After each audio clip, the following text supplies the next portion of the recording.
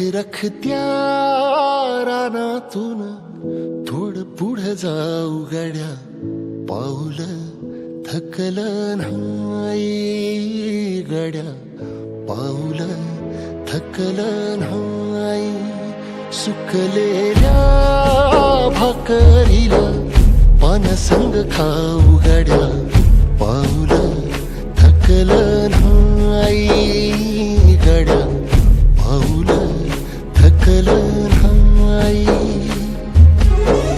झालो बरबाद जरी बसला घाव उरी, गलची आग सार जाळून बी जाईना.